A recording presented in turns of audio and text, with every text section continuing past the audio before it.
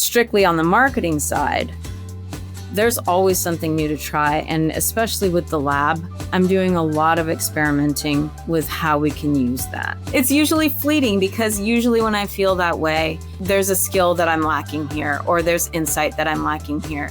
And I know that there's a place that I can acquire that skill, or I know that there's someone I can talk to who can give me insight. You almost never just need that one thing.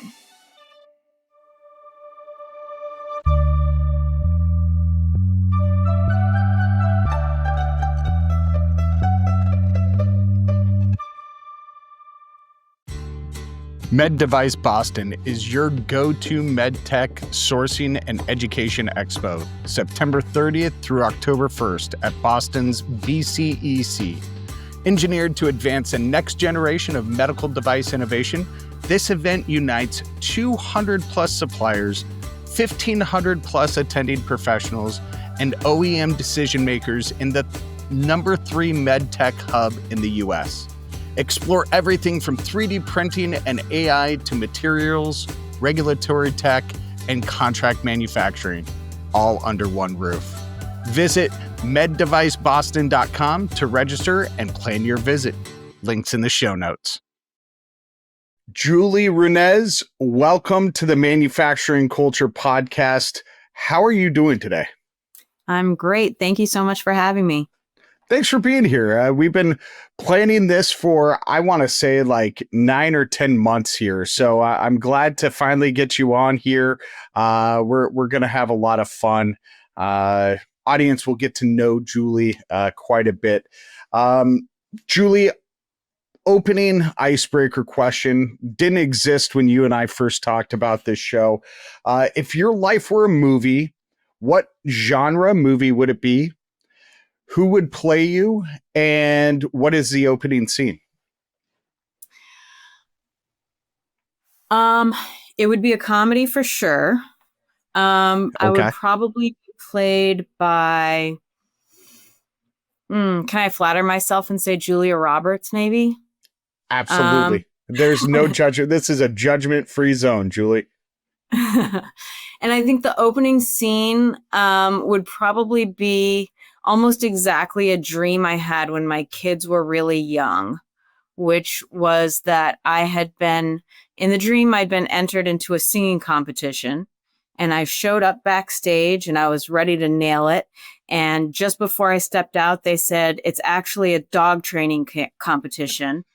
And here's a list of all of the things, the commands your dogs have to follow. And they handed me just this handful of scraps of paper, and they were all empty. And then just as they pushed me out onto stage, they said, here's your cat.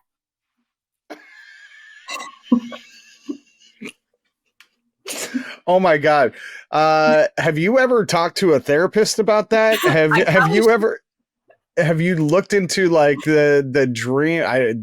I don't know the word for it, but I'm sure there's a science behind like analyzation of dreams. Have you ever dug into that a little bit deeper? No, because I was pretty sure as soon as I woke up that it was just a straight up analogy of parenting small children. I wholeheartedly agree with that. How old are your kids now, Julie? Now they are 16, 18, and 19. Wow. Okay. So this was some moons ago. Yes, it was. All right. Yeah, I get it. I have an 11 and a 15-year-old, and life's a lot different than it was when they were younger. See, that's why I asked this question, because we have a much better idea of who Julie is just from that answer.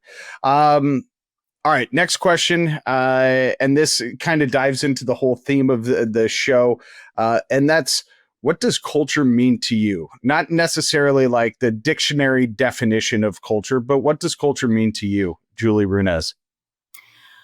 To me, I think culture means the environment that you create for the people you want to attract. Okay. I think that your culture should be surrounded on making the people that you feel are beneficial in that environment comfortable. I love that.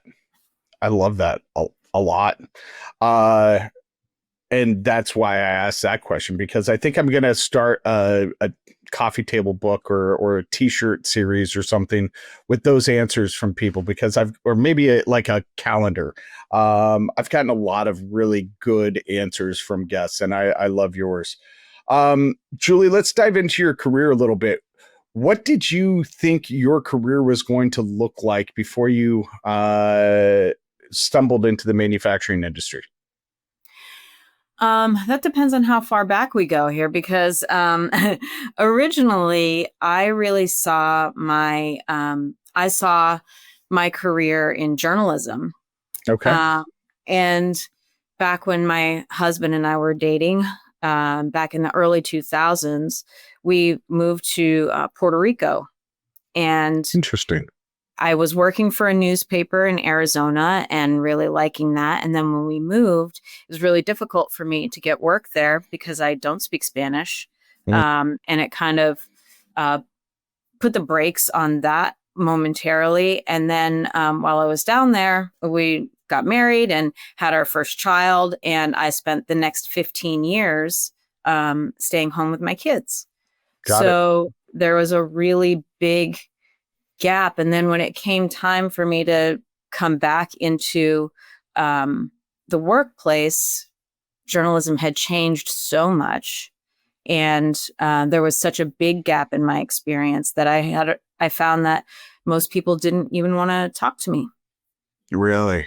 So I got very lucky in the job that I'm in now, where my boss, Peter Lennon, who founded this company, really sees the value in transferable experience.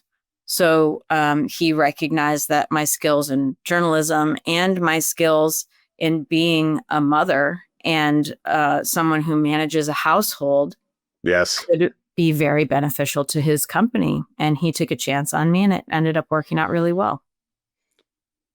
Moms make the world go round. They really do. I mean, if you want a level of organization that is beyond what you're currently at, hire a mom.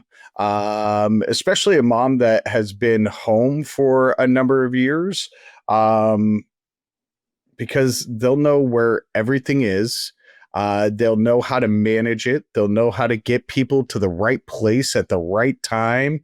Uh, yeah, he's a smart man. So how did you end up at Lennon Brothers in the first place, or Lennon Industrial Services? Sorry, I don't Yeah. know where I got Lennon Brothers from.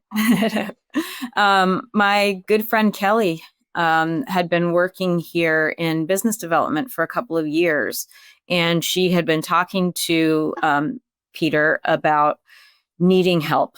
You know, essentially, she was a one person business development department, and she recommended me, and I came in and interviewed. And what started out as a very part-time, helping her do market research and defining the messaging a little bit more, eventually expanded into a full-time marketing role in a newly formed marketing department.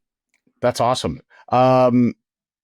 My wife had a similar arc when she went back into the workplace, and she knew somebody who was looking for somebody part-time, and took a part-time role as a assistant library, law library assistant, law library assistant, not assistant law library assistant, assistant library.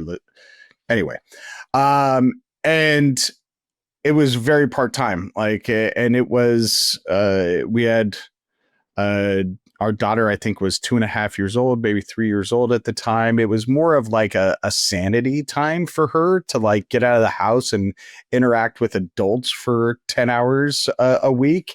And that just grew into, now she's head of library, or she's a legal research analyst, and which she had a background in, but she grew into that over time. So it sounds very similar to what your experience was. When you went in for that part-time role, did you know what you were walking into? Not really. Okay. Um, yeah. So I had, I mean, research is something that comes easily to somebody with any kind of journalism background. So that Yeah. was, I felt confident and secure in that ability. And I felt like that was really going to be where I was going to be able to be useful. Okay. And it really kind of started very small with, well, let's look at the website. And it Mm, seems like maybe some changes should be made there. And so I, started making small suggestions about things that I thought maybe we could do a little bit better to really help business development in the long run, right? yeah. Um, and so when I talked to my boss about that, he said, "Okay, well, why don't you do that?" And I said, "Well, I've never built a website before." He's like, "I bet you could figure it out." And so I built my first website, and Wow.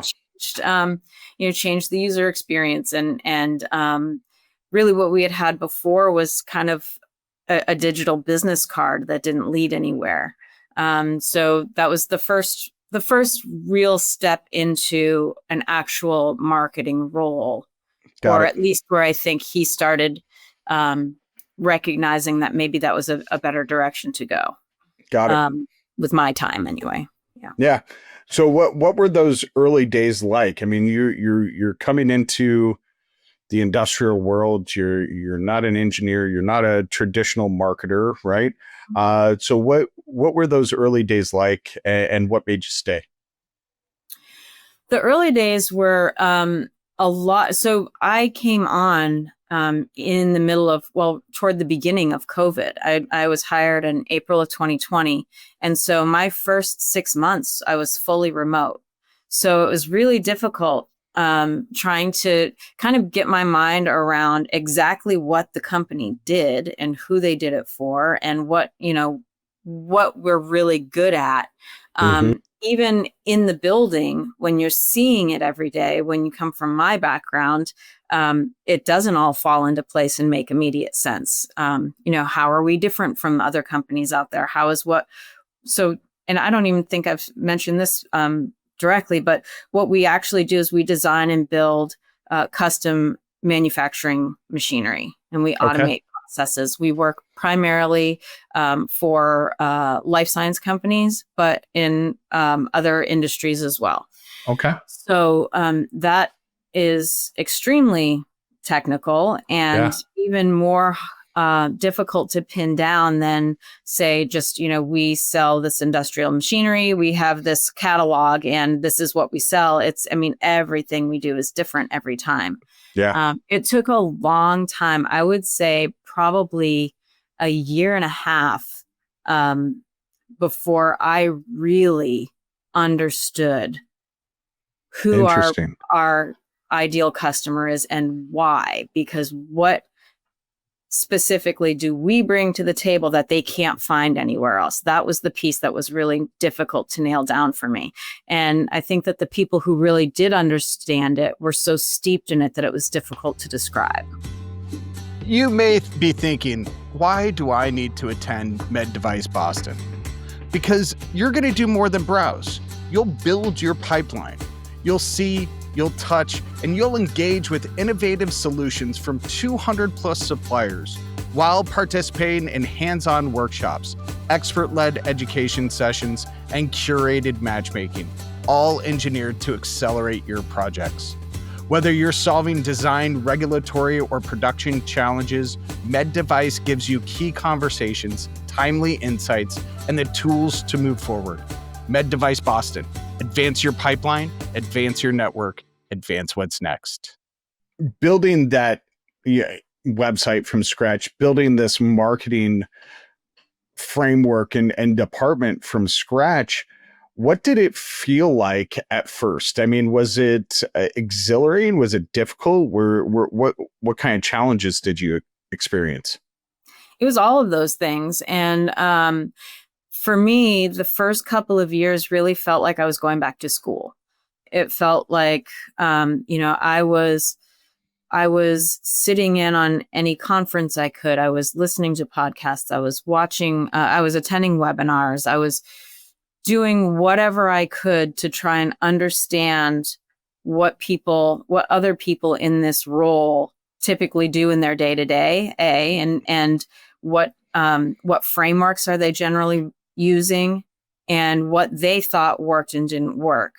And that was probably my first year and a half in the role of just kind of trying to get up to speed. Yeah. And then the next year and a half was really a lot of experimentation. Okay. And I mean, experimentation from the beginning, but I guess more targeted experimentation in the following year and a half. Sure. And then since then, it's really been taking a good hard look at those, at that conventional knowledge and conventional wisdom, and finally deciding confidently which ones of those things work for us and which don't, and why. That's been more in the last couple of years where I feel like I can say, no, I do know enough about this to say that's not going to work for us. It's not working for us. This would be better.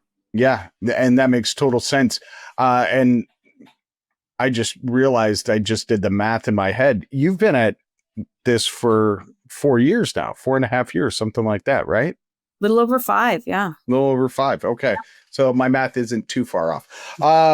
So how did you handle the moments in the beginning when people didn't quite get what you were trying to do internally? I had a little bit of leeway in a way that I think a lot of people in the company didn't have, because since marketing wasn't just new to me, marketing was new to the company. Yeah. And so it was a lot of discovery and trial and error.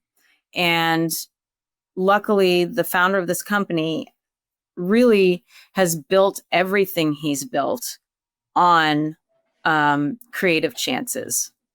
So he was very willing to let me experiment and fail forward. I think that I'm in a little bit of a unique position in this company because this position is quite possibly the only position in the company that my boss hasn't filled at some point in his history. Got it. And so it might be the only job in this building that he couldn't do better than the person who's doing it. Sure. That makes sense. So that was actually kind of freeing for me because I was allowed to take swings that he wouldn't want to preempt because he didn't have any experience with it either. And so he let me do a lot of experimenting. He let me do a lot of the trial and error that he has already done for the other areas of the company. Yeah. So yeah, he allowed you to take those swings. Were there times that you swung and missed? Yes, for sure.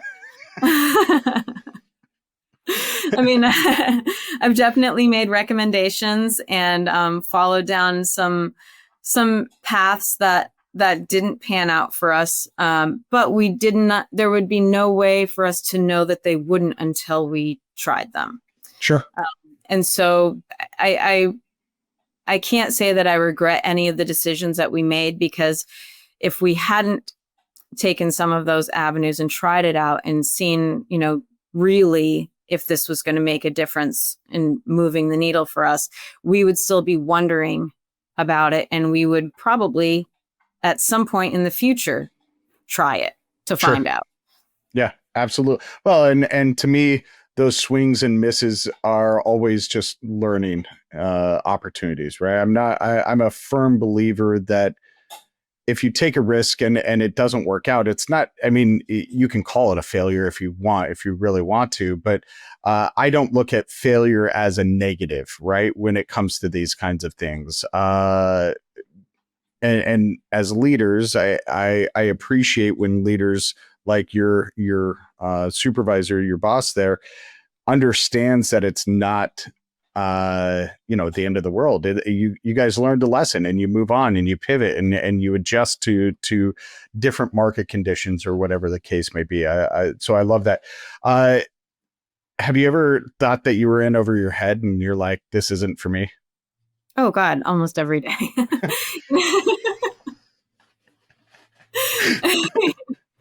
How But do you get through that?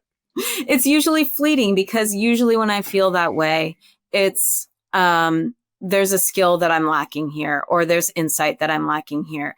And I know that there's a place that I can acquire that skill, or I know that there's someone I can talk to who can give me insight. And so I think that a big part of the reason that I'm still here, and the reason that we have seen some success, is because of the community around industrial marketing that Mm, I was not aware of at first. They were, oh, good Lord, in the early days, they were a life raft, you know? yeah. So there's just so many people in this community who are generous with their time and their experience and their knowledge.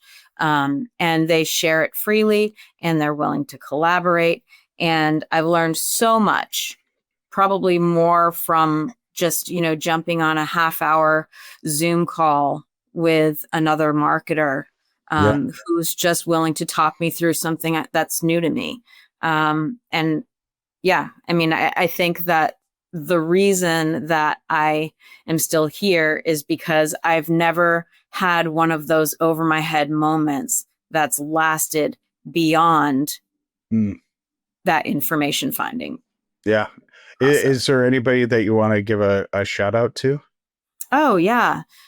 Mary Keogh has been fantastic. Everybody at Gorilla 76, I know that, Yeah. they have that huge, huge community that is just so supportive and so informative, that I think, I mean, and so many people that I've met there, Chris Caroline, Greg Michio, I mean, um, several of the people there I've actually uh, collaborated with on events and things like Wonderful. that. So Emily Ting over at CCSA, John Yeah. Joyce, just Aaron Weeks. There's so many people who have been so generous with their time. And I know that I am forgetting many of them, but they know who they are. Thank Yeah. you. Yeah, absolutely. Are you going to the Industrial Marketing Summit? I didn't mean to make this a plug for them, but are you going to the summit in what is that? February of In 26? February, I don't know yet. It's possible. Okay. I went to not this past one. I went to I think maybe the first one. This is going to be the Okay. third one, right? Yeah. So yes, I went to the first one, met a ton of people there. Megan Zimba, Nikki Gonzalez, all of these people who've just Yeah. been great. And it found it really, really super useful. And I would love to go again in February, and I am waiting to see if it's going to work out. Okay. I'd love to see you there in person. I was at the last one, and I'll be at this one as well. I didn't make it to the first one, unfortunately, but I had so much FOMO that I went last time, and I'll be at this one too. So Great. I hope you can make it there. Me That would be a lot of fun. So what was it like earning that permission to try more unconventional ideas in a place that maybe in an industry, I guess, that is rather conventional in nature? I would argue that in a conventional industry, we are pretty unconventional. Okay. Simply because we're talking about CapEx equipment with a sales cycle of anywhere from 12 to, I mean, gosh, an infinite number of months. We have one deal that's been kind of in our funnel and bounced around in different places in the funnel for almost 10 years. So it's really, we're talking about equipment that can literally make or break somebody's career. Yeah. If somebody is, saying this is the move that we need to make and endorsing it and asking their company to spend $1 million on one piece of machinery, they really need to know that we're going to come through for them. And that doesn't come from Googling us and finding our website and thinking it Right. looks nice and giving us a call.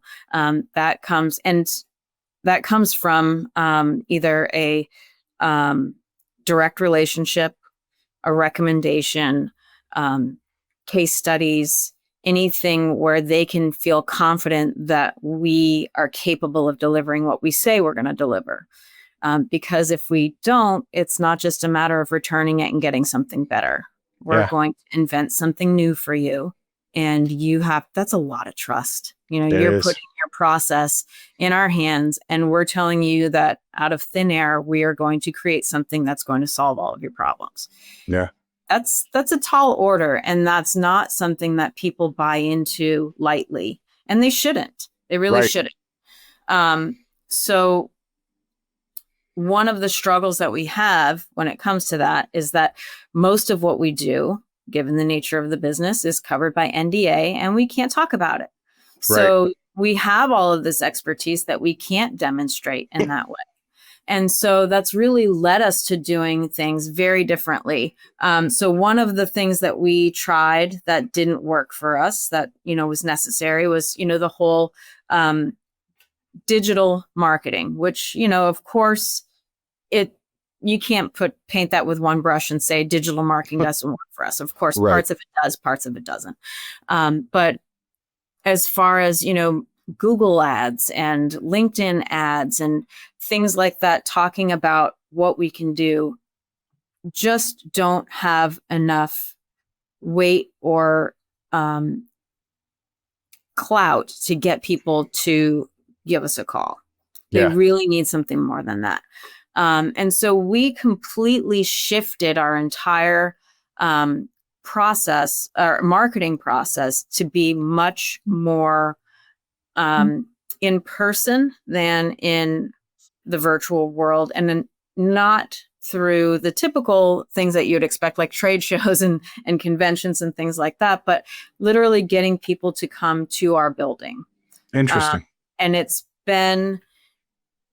still pretty new, Mm-hmm. but it seems like it's doing all of the things we were hoping it would do. So we opened Lane and Lab here, which is a room in our building that is filled with vendors that we trust, that we work with regularly, who've partnered with us in this space and have agreed to have their catalog of products available for use at no charge for anybody who wants to come in and use the space to achieve proof of concept, to understand the new technologies that are out there, to bring their team in to get training directly from a rep. Mm-hmm.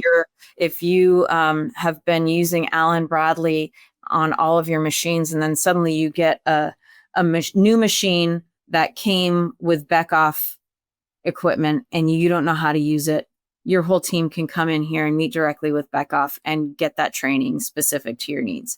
Wow. So we call it our $0 zone. So we don't make any money on anything that happens in there. Our partner companies are not making any money. When we do events, it's free. And we typically have a catered lunch and an event, and you can show up and you can watch the event or participate and eat and go home and not have spent a dime. Yeah. You can also come in and say, we have this process that we're really struggling with. This segment really needs to be automated, but here's the crux of the situation. We don't Sure. know how this one small part that could scuttle the whole project is going to be achieved. And so you can bring that in here and you can work with any of the vendors that we have in there. We've got Azrael. We have a parts feeder in there for Azrael. If you're feeding small parts to a robot, we can test that for you. We can demo that for you. We have an IGUS 6-axis robot in there so that we can test robotic functions. We have Keyence vision systems and sensors. We have SMC pneumatics. We have Beckhoff IO and PLCs, and we have lighting from CCS America. Staubli has had a robot in our lab in the past and is willing to loan again if we need it for another testing application. Who else is in there? Am I missing anybody?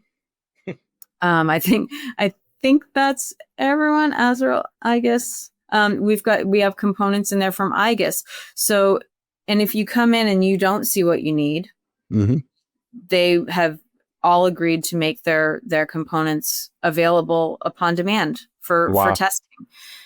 So that's been really great. We've been able to use that space for educational purposes. So we have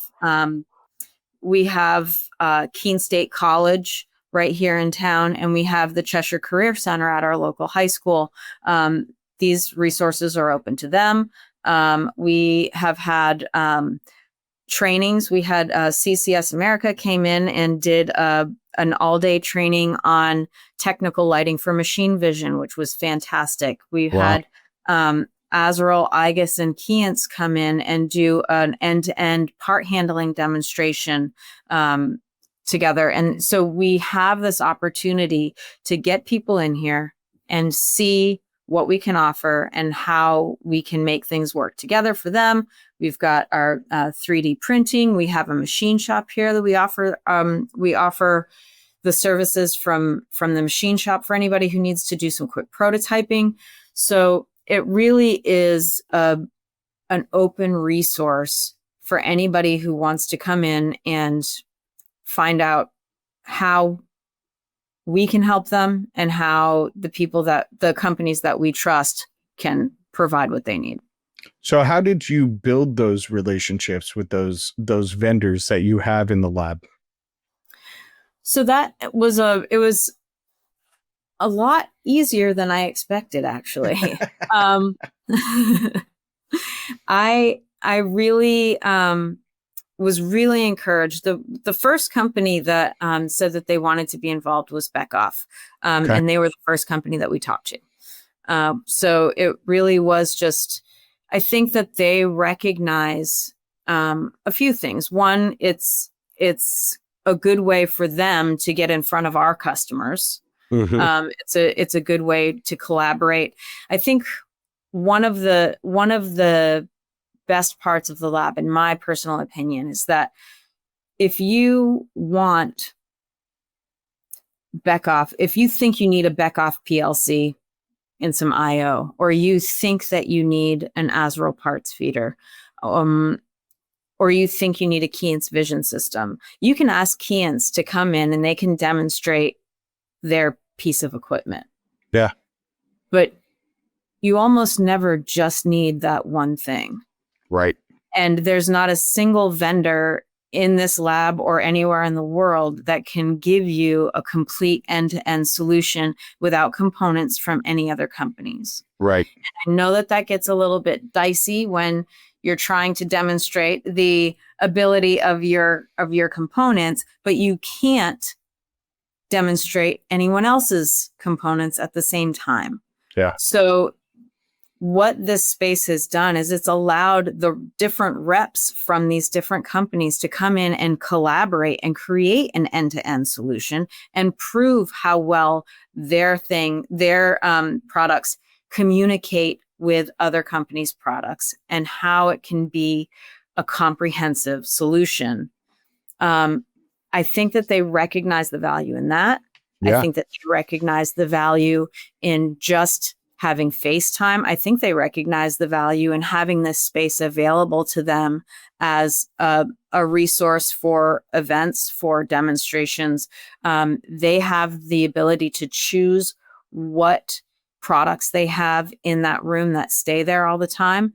So if they've retained ownership of all of their stuff that's in there. They still own all of it. Yeah. So they can come and pull it out whenever they want, and they can put in whatever is new, whatever's exciting, whatever they want people to see.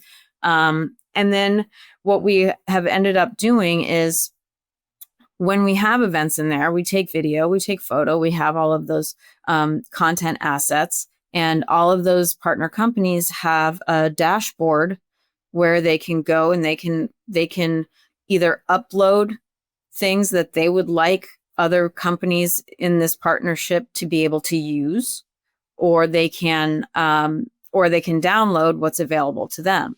Yeah. I love it. I absolutely love it. Let's go back to talking about Lennon a little bit more. What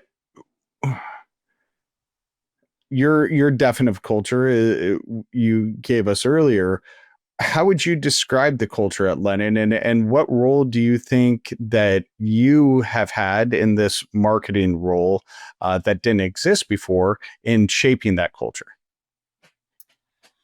The culture here has very much been driven by Peter, our founder and president. He is, I think if you asked every person who works here to describe Peter, the first or second thing they would say is he is kind. Okay. He's just a kind person. And he doesn't just interact with people personally in a kind way. He is kind behind the scenes. Got it. So he structures the way that he does business based on kindness. Yeah. And I think that even though there's no such thing as a perfect workplace, I would love to see it. It just doesn't exist. Right. People are people. I think that leading with kindness makes up for a lot of other gaps wherever they may be. Yeah. And so I think that not only does leading with kindness trickle down and hopefully inspire the people who are working for you to respond in kind, but it also lets everyone here know that there's no question about whether or not our boss has our best interest in mind. Yeah. Nobody here doubts that. That's awesome. And so that makes everything else solvable. Yeah. Because a small problem, when you don't feel like there is concern for your well-being in the background, can become a huge problem. And a huge problem, when you do feel that there's concern for your well-being in the background, can become a small problem. Absolutely. Absolutely. So a couple of quick follow-ups to that. You're a team of one, right? And as a team of one, you have to constantly stay motivated to stay curious. What does that look like to you? And then I'll tie those two questions together a little bit. Yeah, so there's a couple of answers to that. One is that because we're so small, I've branched into a couple of other areas as well a little bit. So I recommended a couple of years ago that we try using ClickUp, a new software. Okay. And so part of what I've done since then is really build out quite a bit of our system and the way we use it, and trying to, systemize our process, because the company started as a 2-person company and now we have 22 people who are full-time. And so it's, there's a lot of tribal knowledge, and not even tribal knowledge. There's singular knowledge that needs to be disseminated and housed somewhere, and we need to have processes. We can't just, so anyway, kind of formalizing all of that has been part of what I'm doing. And so bouncing back and forth between those two things keeps me very busy. Strictly on the marketing side, there's always something new to try. And especially with the lab, I'm doing a lot of experimenting with how we can use that. And Got it. that is a lot easier for me to stay engaged with than trying to, figure out what SEO tail is going to be the best for us. It's just so, whew. I Right. apologize to all SEO lovers, but it is torture. Torture. I do Uh, not disagree. And yeah. that's a hot take of the show, but I do not disagree at all. And so as you're growing into these multiple roles, but specifically in marketing, how has that shaped how you lead without having a team that directly reports to you, right? You're still a leader within the organization, even though you don't have those direct reports. How has your journey shaped how you lead within the organization? I think that there's an interesting dynamic when you're a team of one who is also, you know, that essentially makes me a de facto department head, right? Right. So there is a certain level of leadership, whether you want it or not. But it's interesting because you don't have a direct team to lead. Right. And so I think for a while there was sort of a misunderstanding in the company among not from the owner of the company, but from everyone else about really what I do and why I Yeah. do it. And I think that's been largely counteracted just by the successes that we've had in the lab, where people are like, oh, I get it now. Like, okay, I see what's happening. Yes, we have seen business come in because of this. We have seen, increases in revenue because of this. Okay, it all makes sense now. I think that one of the things that I have noticed, and one of the things that I really, the hill that I stand on often, is when things seem like they're not going well, and when when people are bickering and pointing fingers, it's very clear to me almost immediately that it's almost never a human problem. It's almost always a system problem. Got it. And so I think that the acknowledging that and actively trying to find ways to counteract that through the processes that we're trying to put in place right now with ClickUp and with other systems and processes that we're trying to standardize. Yeah. Has, at least, of course, in transition periods, things get harder before they get easier. Yeah. But I think that seeing the light at the end of that tunnel and understanding how these systems are going to protect the people who are trying to do their jobs makes it a lot easier for everybody to pull in the same direction. Got it. And so I think that when you come from such a small beginning with one or two people and then kind of just grow organically without a lot of structure in place, there definitely comes a point where it's like, okay, it's time to systemize this. It's time to write down and clarify and get those SOPs and do all of that. And then suddenly things start running smoothly again, and I think that we're in that transition period. And I think that pushing for that and advocating for that has been one way that it's been one opportunity for me to lead without having a team. Got it. Directly. Yeah. Sorry, that was a very long, rambling answer. Not at all. It was a great answer.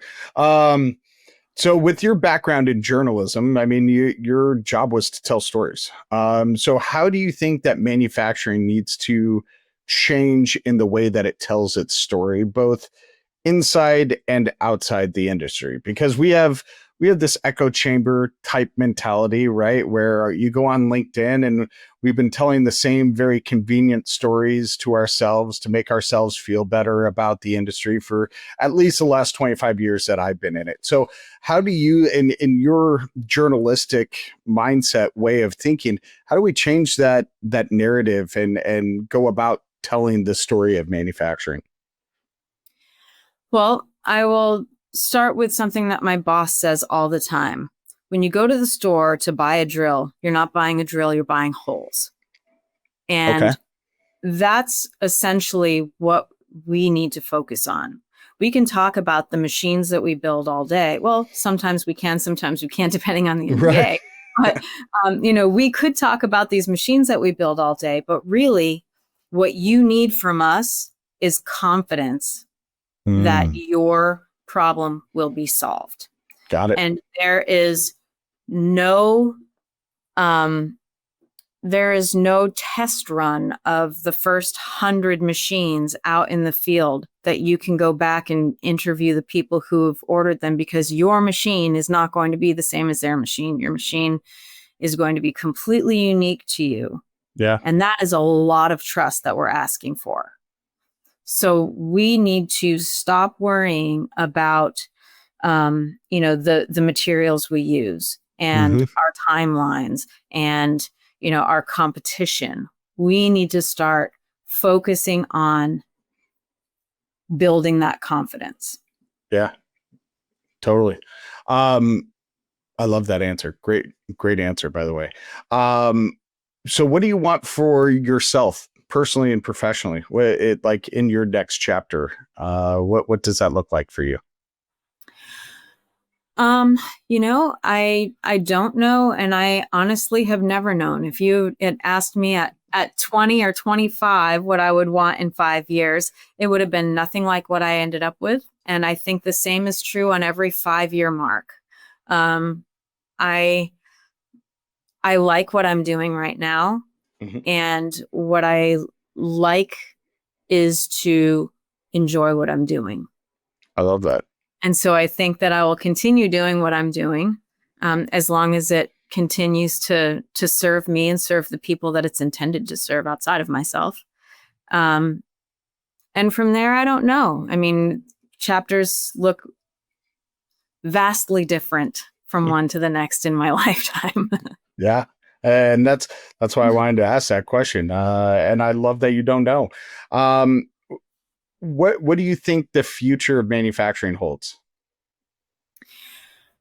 I really, really hope that the future of manufacturing is going to be as alive with innovation and curiosity as it is in the industrial training um, venues that I see right now. I see students who are so excited about what they're doing, Yeah. who are so innovative and so creative. And what I really hope is that we don't make those new minds that are just so energetic, that we don't make them think out of the box, that we Mm, just toss the box aside and let them go. yeah. That's what I hope the future is for manufacturing. I think it'll be very bright if we do that. Yeah. There's a lot of great, and to your point, a lot of great ideas coming out of these young people, and for those young people who are coming in to be able to have the ability to ask questions, why are you doing it this way, and make recommendations based on their innovation, their ideas, and the industry to embrace those recommendations, I think is going to be a big deal. I think it'll take a little bit of a mindset shift for the Mhm. industry because we're not historically good at change, but we're getting better. We definitely are. Julie, last question I ask all of my guests: what haven't I asked that you want to share with the audience? Oh gosh. Um, Man, I should be prepared for this question because you're not the first person who's asked it. of me. Um, and But I ask question to people. I love that question because you and I don't know where this conversation's going to go. I don't have a list of questions that I say, okay, here are the questions I'm going to ask Julie.